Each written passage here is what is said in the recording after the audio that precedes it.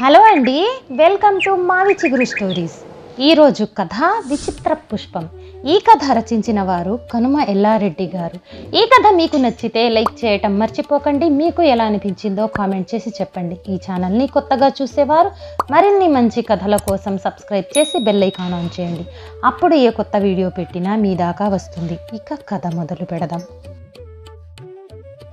మాండవపురాన్ని పాలిస్తున్న వీరవర్మ మహారాజుకు ఇద్దరు మగపిల్లలు.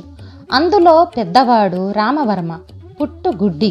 రెండవవాడు రాఘవవర్మ, చక్కగా ఉన్నాడు.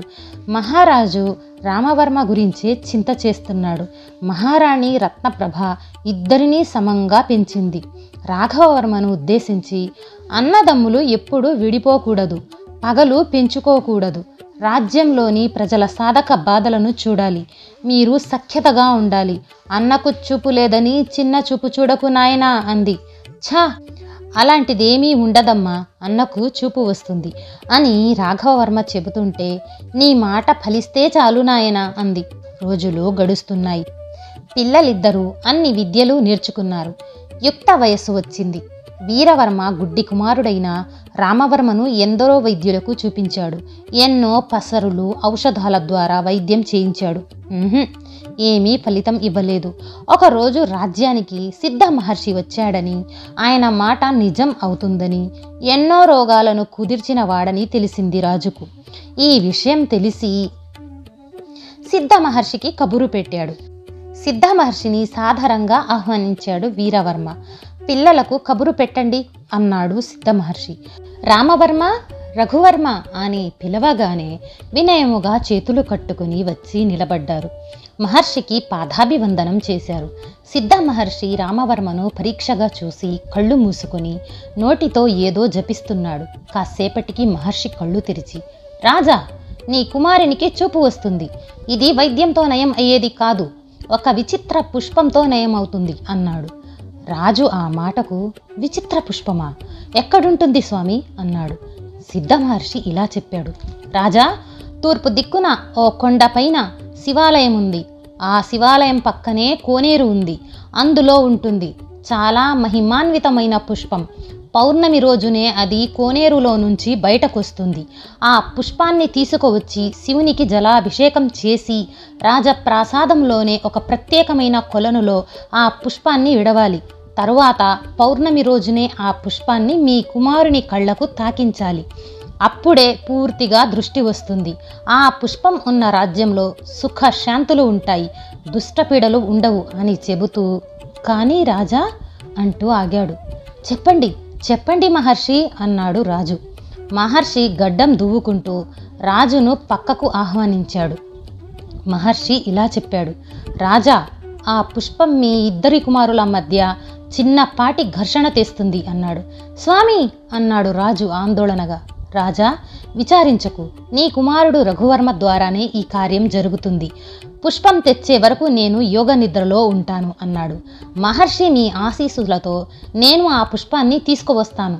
అన్నకు కంటి చూపు వస్తుంది అన్నాడు రఘువర్మ. మహర్షి రాఘవవర్మ భుజం తడుతూ, భేష్, నీ సోదర ప్రేమ గొప్పది, రేపే బయలుదేరు అన్నాడు.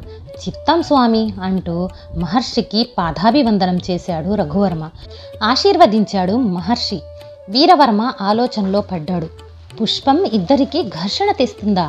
ఏమిటి వైపరీత్యం అనుకున్నాడు.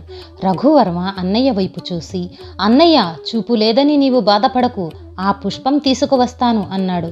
మంచిది సోదరా అంటూ ఆలింగనం చేసుకున్నాడు రామవర్మ. ఆ సోదర ప్రేమకు సంతోషించింది రత్నప్రభ. ఇంతటి అన్యోన్యమైన సోదరులకు ఘర్షణ అర్థం కాలేదు వీరవర్మకు. ఆ రోజు శివుని పూజ చేసి నుదుట కుంకుమ తిలకం పెట్టి, వెళ్ళిరా నాయన అంది రత్నప్రభ. తల్లిదండ్రులకు నమస్కరించి పయనమైనాడు రాఘవవర్మ. మాండవపురంలో ఆ రాత్రి నడి జాములో ఓ సుందరి పిలుపు. రాజా అంటూ మధురంగా పిలిచింది. ఎవరు అంటూ దిక్కున లేచాడు రామవర్మ. ఓ కిలకిలా నవ్వు వినిపించింది. ఎవరు ఎవరు అన్నాడు. తర్వాత మౌనం. కొన్ని క్షణములు గడిచాయి. రామవర్మ ఏదో అనుకుని విశ్రమించాడు. ఇంతలో ఓ చల్లని స్పర్శ అతని కళ్ళకు తాకింది. వెంటనే ఆ చెయ్యిని పట్టుకున్నాడు. ఆశ్చర్యం, అతనికి చూపు వచ్చింది. ఎదురుగా అపురూప లావణ్య రాశి. తన కళ్ళను తానే నమ్మలేకపోయాడు. నాకు చూపు వచ్చింది అంటుంటే అది వారించింది ఆ సుందరి. రాజా, అరవకు అరవకు, ఈ చూపు కాసేపే, మళ్ళీ నీకు ఆ చీకటే అంది మధురంగా అతని మెడపై చేతులు ఉంచి. రాజా అంటూ రామవర్మ తల దువ్వుతూ, నేను అప్సరసను, నిన్ను కోరి వచ్చాను. ప్రతిరోజు ఇదే సమయానికి వస్తాను, నీతో కులాసాగా గడుపుతాను రా అంటూ ఆలింగనం చేసుకుంది. ఆ ఆలింగనంలో కరిగిపోయాడు. సరిగ్గా తెల్లవారే సమయానికి మాయమయ్యింది. రామవర్మ మళ్ళీ చీకటి ఆవరించింది. అలా 3-4 రోజులు సమయానికి రావటం, రామవర్మను శృంగార కేళిలో ఓలలాడించటం జరిగిపోతుంది. రఘువర్మ శివాలయంపైకి చేరుకున్నాడు. పక్కనే కోనేరు ఉంది. అయితే అది ఎండిపోయి ఉంది. ఈ కోనేరులో పుష్పమా? చూద్దాం, రేపే కదా పౌర్ణమి అనుకున్నాడు. ఆ రోజు రాత్రి రామవర్మ ఆ సుందరి గాఢ కౌగిలిలో ఒదికిపోయాడు. రాజా అంది. చెప్పు దేవి అన్నాడు కళ్ళు మూసుకుని. నా మాట వింటావా అంది. నీకోసం ఏమైనా చేస్తాను అన్నాడు. రేపు పౌర్ణమి. మీ తమ్ముడు రాఘువర్మ ఆ పుష్పాన్ని తీసుకుని వచ్చి నీ కళ్ళకు తాకిస్తాడు. నాకు చూపు వస్తుంది. ఇక రోజంతా ఈ అందమే నాదే గదా అన్నాడు. కాదు కాదు, నీవు మరణిస్తావు అంది. ఆ మాటకు ఆమె కౌగిలి నుండి విడివడి నిజమా అన్నాడు. అవును రాజా, నీ మరణమే అతనికి కావాలి. ఈ రాజ్యం తనే రాజు కావాలని కాంక్ష కలిగి ఉన్నాడు. నీతో ప్రేమగా మాట్లాడతాడు. ఎట్టి పరిస్థితుల్లోనూ ఆ పుష్పాన్ని కళ్ళకు తాకనీయవద్దు. మళ్ళీ వస్తాను అంటూ వెళ్ళింది. కటిక చీకటి అతన్ని ఆవరించింది. ఆలోచనలో పడ్డాడు. రామవర్మ తమ్ముడు ఇంతకు తెగించాడా అనుకున్నాడు. నిండు పౌర్ణమి వెన్నెల పగటిని తలిపించేలాగా ఉంది. రఘువర్మ శివుడిని పూజించి కోనేరులో ఒక్కో మెట్టు దిగాడు. ఆశ్చర్యం, కొద్దిగా నీరు వచ్చింది. మళ్ళీ ఇంకో మెట్టు దిగాడు. మరికొంత నీరు. అలా మెట్లు దిగుతుంటే నీళ్లు వస్తున్నాయి. పూర్తి మెట్లు దిగాడు. నడుంలోతు వరకు నీళ్లు వచ్చి ఆగిపోయాయి. వెంటనే ఆ నీళ్లలో నుంచి ఒక పుష్పం పైకి వచ్చింది. ఆనందంతో కళ్ళు మెరిశాయి. జై శివదేవా అని నమస్కరించి ఆ పుష్పాన్ని అందుకొని ఒక్కో మెట్టు ఎక్కి వస్తుంటే నీళ్లు తరిగిపోతున్నాయి. కోనేటిపైకి వచ్చిన తర్వాత ఓ శిలాశాసనం అతన్ని ఆకర్షించింది. ఇలా చదువుకుంటున్నాడు. ఈ పుష్పం ప్రతి పౌర్ణమి రోజంతా వికసిస్తూనే ఉంటుంది. పౌర్ణమి రోజునే ఈ పుష్పాన్ని రోగులకు తాకిస్తే రోగాలు బాగవుతాయి. కళ్ళు లేని వారికి కళ్ళకు తాకిస్తే కళ్ళు వస్తాయి. ఈ పుష్పం ఉన్న రాజ్యంలో కరువు ఉండదు, దుష్టశక్తులు ఉండవు. ఇది ప్రతిరోజు పగలు విచ్చుకుంటుంది, రాత్రి ముడుచుకుంటుంది. అభిషేకించిన ప్రత్యేక జలంతోనే ఈ పుష్పాన్ని ఉంచాలి అని వ్రాసి ఉంది. ఆ పౌర్ణమి రోజున నడి జాములో ప్రత్యక్షమైంది ఆమె. అడుగుల సవ్వడి చూసి దేవి అన్నాడు. ఆమె రఘువర్మ కళ్ళను తాకింది. ఆ రోజు ధగధగ కాంతితో మెరిసిపోతుంది. ఆమె మేని వంపులతో ఆకర్షిస్తుంది. 2 చేతులు చాచింది. ఆమె గాఢ పరిష్వంగంలో ఒదిగిపోయాడు రామవర్మ. దేవి అంటున్నాడు మత్తుగా. నాకు చూపు శాశ్వతంగా ఇవ్వరాదు అన్నాడు. అది నా చేతుల్లో లేదు రాజా అంది. ప్రతిరోజు రాత్రి నీ కోసం ఎదురు చూడటం, ఈ రాత్రి ఇలా ఉంటేనే మేలు అనుకుంటున్నాను దేవి అన్నాడు. నేనంటే అంత ఇష్టమా రాజా? నాకీ లోకంలో నీవు తప్ప ఎవ్వరూ లేరు అన్నాడు.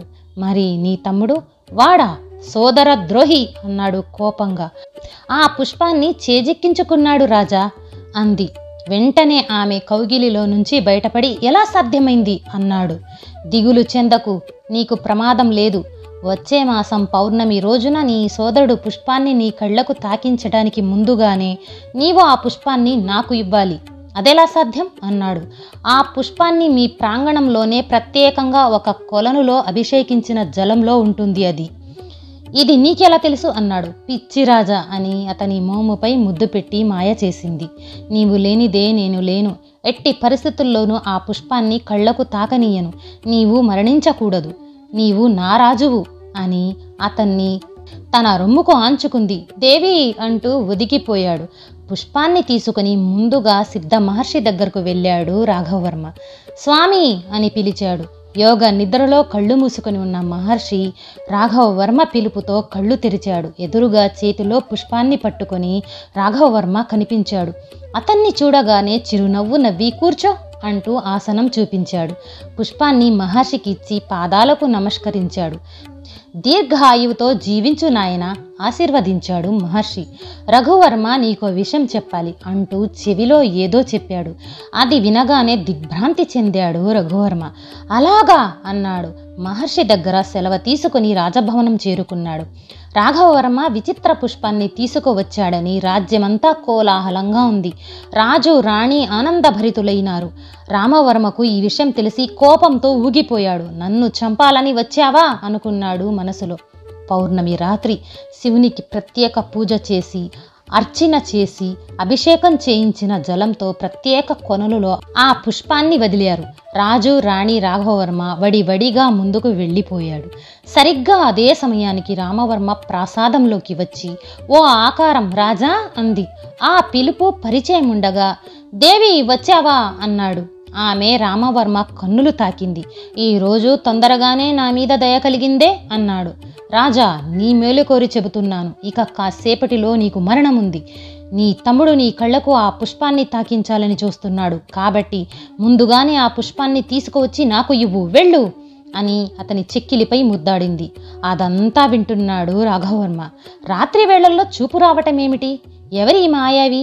అన్న మాయా మొహంలో ఉన్నాడా అనుకొని తన అన్న కంటే ముందుగా కొలను చేరుకొని అక్కడ ఆ పుష్పాన్ని తీసుకొని దాని స్థానంలో మరో పుష్పాన్ని అక్కడ పెట్టి దాపుగా ఉండి చూస్తున్నాడు. అనుకున్నట్టుగానే రామవర్మ వస్తున్నాడు. అన్నను పరీక్షగా చూస్తున్నాడు రాఘవవర్మ. అతనికి ఆశ్చర్యం కలిగించిన విషయం రాత్రి వేళల్లో చూపు రావటం. రామవర్మ మెల్లగా కొనలోకి దిగి ఆ పుష్పాన్ని తీసుకొని అటూ ఇటూ చూసి తన ప్రాసాదంలోకి వెళ్ళాడు. వయ్యారంగా పానుపుపై పడుకొని అందాలు ఉలకపోస్తూ ఉంది సుందరి అని పిలిచాడు. ఆ పిలుపుకు వచ్చావా రాజా అని పైకి లేచింది. ఇదిగో పుష్పం అన్నాడు అందిస్తూ.